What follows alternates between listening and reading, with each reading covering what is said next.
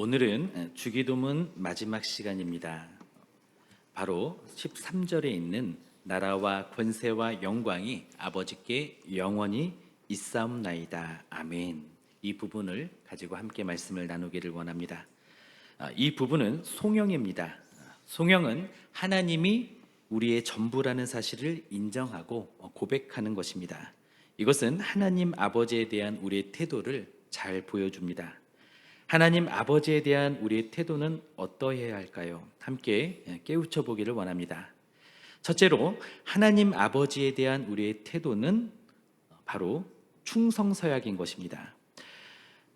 과거의 주기도문에는 대개 나라와 권세와 영광이 이렇게 시작을 합니다.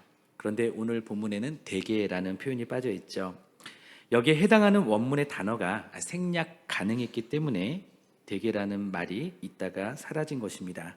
지금은 그 단어를 포함시키지는 않지만 대개라는 단어도 의미가 있기 때문에 설명을 드리도록 하겠습니다. 이 대개를 직역해서 옮기면 왜냐하면이라는 뜻입니다. 대개는 앞 문장을 연결해주는 접속사입니다.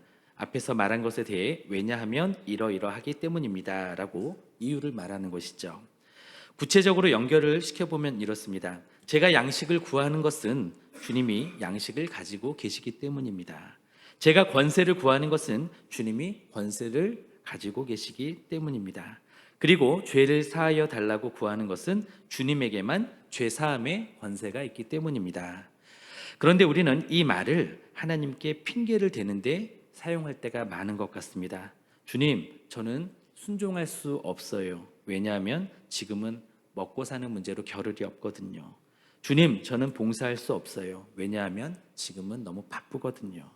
주님, 저는 기도할 시간이 없어요. 왜냐하면 맞벌이하고 살림하는 것도 너무 벅차서요. 우리는 너무도 쉽게 충성해야 할 이유를 충성하지 못할 핑계로 바꾸어 버리는 것은 아닌지 모르겠습니다.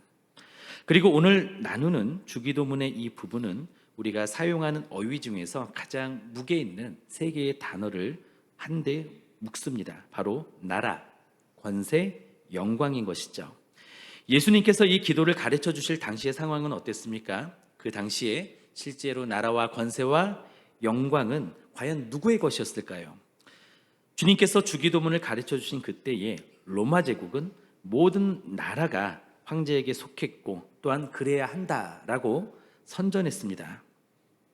그리고 팍스 로마나 즉 로마의 평화라는 이 뜻은 황제의 다스림 아래 있어야만 진정한 평화를 누릴 수 있다라는 의미였습니다. 그러므로 나라가 로마 황제에게 있습니다라고 말해야만 했죠. 이 같은 상황에서 나라가 영원히 아버지께 있습니다라고 기도하는 것은 때때로 목숨을 걸어야 할 정도로 위험한 일이었습니다. 나라가 하나님께 있다라고 하는 말은 로마 황제에게는 없다라는 의미가 되기 때문이죠. 그리고 이 당시에 로마 제국은 막강한 권세로 세상을 지배했습니다. 모든 길은 로마로 통했습니다. 이란 말이 나올 정도였습니다. 이때 로마의 통치에 반기를 드는 것은 곧 멸망을 자초하는 것이었습니다. 이런 상황에서 권세는 로마가 아니라 하늘 아버지께 있다라고 고백을 하는 것이죠. 그리고 이때는 로마 황제가 가장 영광스러운 존재였습니다. 황제는 가장 빛나는 존재였습니다. 이런 상황에서 믿는 사람들은 영광은 하나님께 있습니다 라고 고백을 했던 것입니다.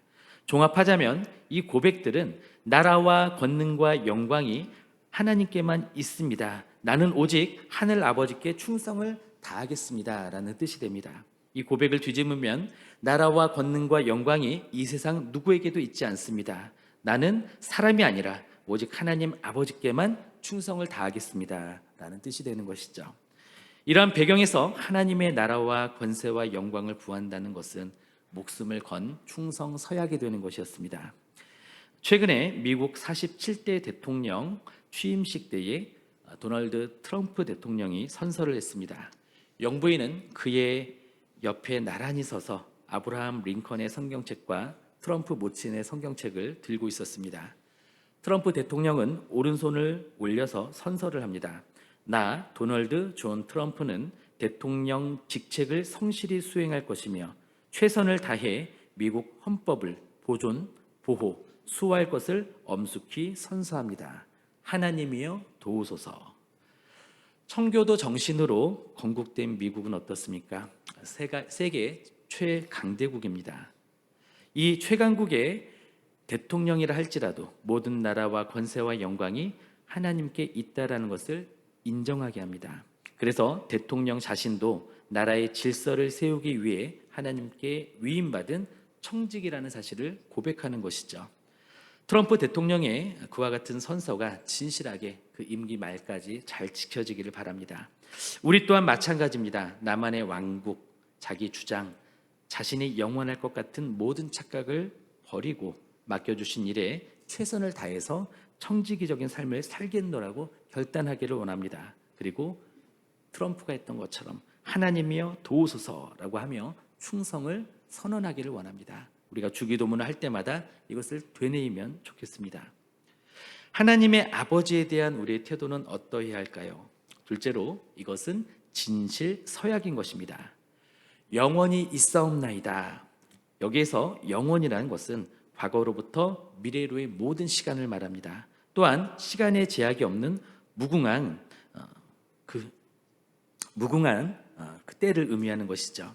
이 기도는 이런 의미입니다. 설사 세상이 어떻게 변하든지 전쟁과 죽음과 갖가지 부조리 속에서도 나라와 권세와 영광은 바로 영원히 하나님의 것입니다 라고 하는 고백입니다.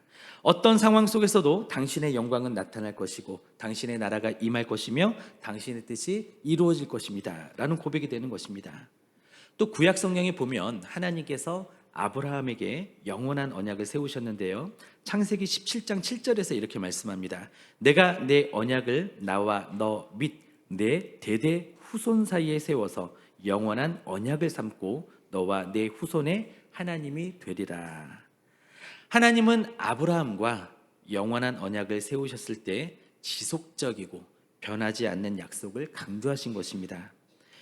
따라서 영원함은 어떤 상황에도 변함이 없으며 지속적인 것입니다. 영원함은 한마디로 진실함을 말합니다. 그리고 이 기도에는요, 아멘으로 끝을 맺죠. 아멘은 진실로 그렇습니다 라는 뜻입니다. 이것은 옳소이다 혹은 그렇게 될지어다 라고 하는 히브리어에서 나온 말입니다. 동의를 표하는 것이죠. 그뿐 아니라 그 기도가 참되다고 긍정하는 것입니다. 따라서 기도 끝에 아멘이라고 말을 한다면 그렇게 되기를 바랍니다. 저희 마음도 참으로 그렇습니다. 바로 나에게 그렇게 되기를 원합니다. 이렇게 기원하는 것입니다. 아멘으로 하는 기도는 하나님의 뜻을 이루기 위해 책임을 떠맡는 행동이 되는 것이죠. 아멘은 기도에 자신의 마음을 쏟아붓는 행동이 됩니다. 아멘은 하나님의 말씀에 순종하여 진실되게 살기로 결단하는 것입니다. 그런데 우리는 어떨까요? 우루과이의 한 성당 벽에는 이런 기도문이 써 있다고 합니다. 하늘에 계신이라고 하지 말라. 세상 일에만 관심을 두고 있으면서 우리라고 말하지 말라. 너 혼자만을 위해 살고 있다면. 아버지라고 부르지 말라. 아들처럼 살고 있지 않다면. 아버지의 이름을 거룩하게 하시며 라고 기도하지 말라. 입술로는 하나님을 부르지만 마음은 멀리 있다면. 아버지의 나라가 오게 하시며 라고 기도하지 말라. 하나님 나라와 세상 나라를 혼동하고 있다면. 아버지의 뜻이 땅에서도 이루어지게 하소서라고 기도하지 말라. 그 뜻을 위해 고통받을 각오가 되어 있지 않다면. 오늘 우리에게 일용할 양식을 주시고 라고 기도하지 말라. 배고픈 사람들에 대해 아무런 관심이 없다면.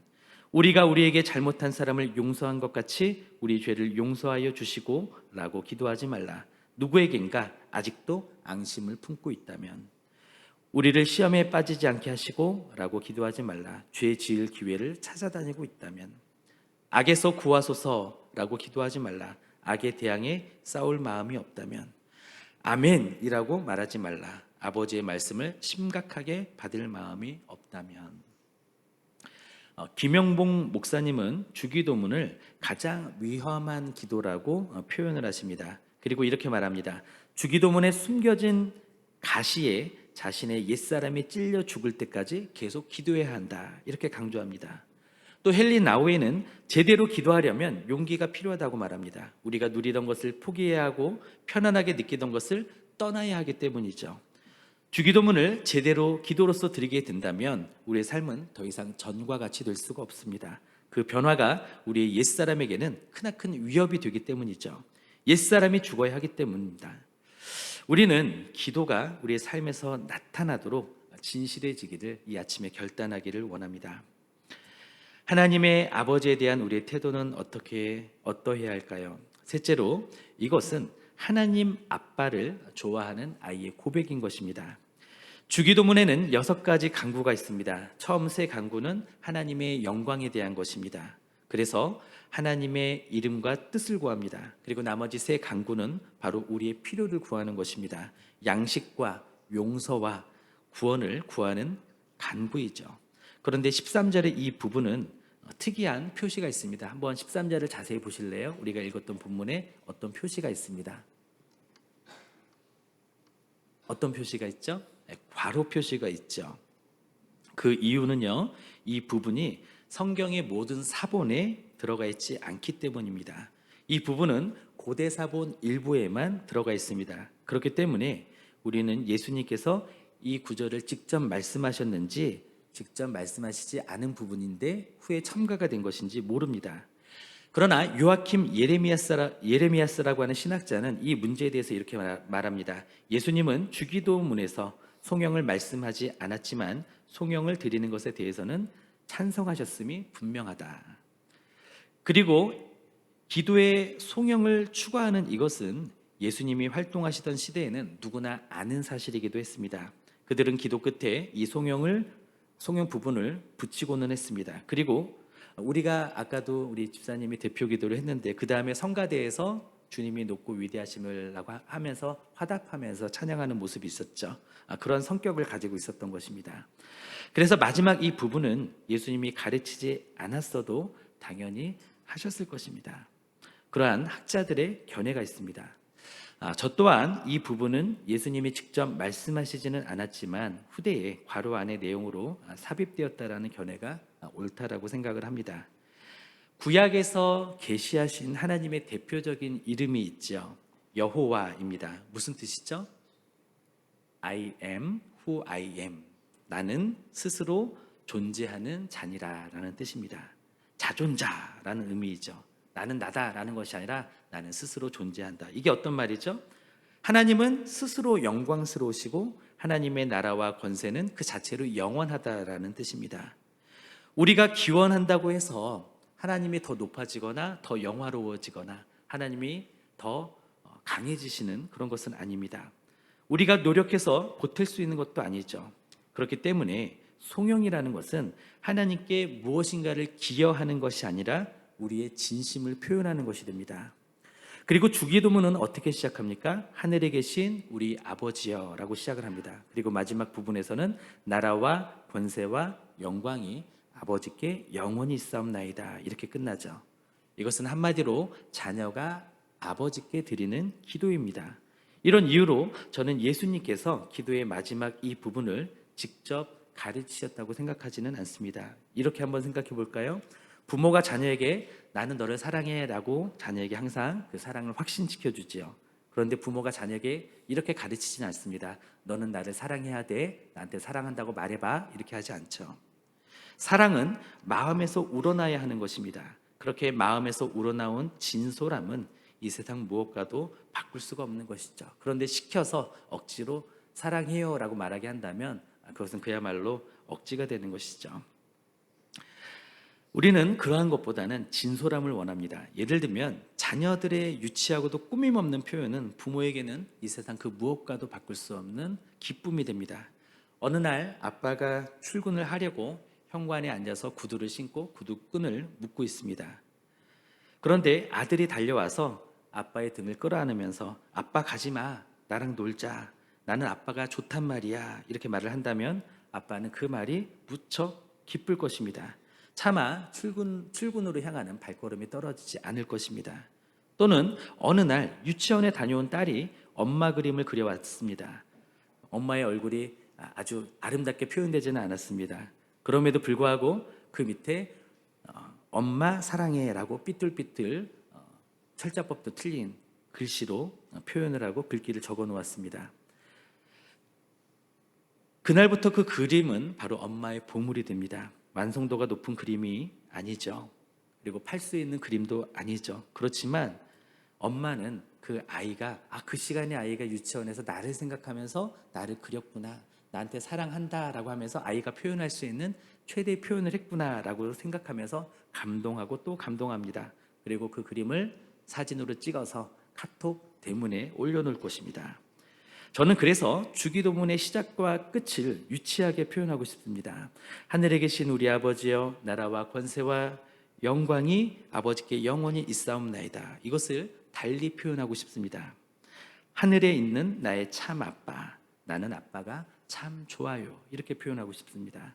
한번 함께 고백해 보실까요? 하늘에 있는 나의 참 아빠,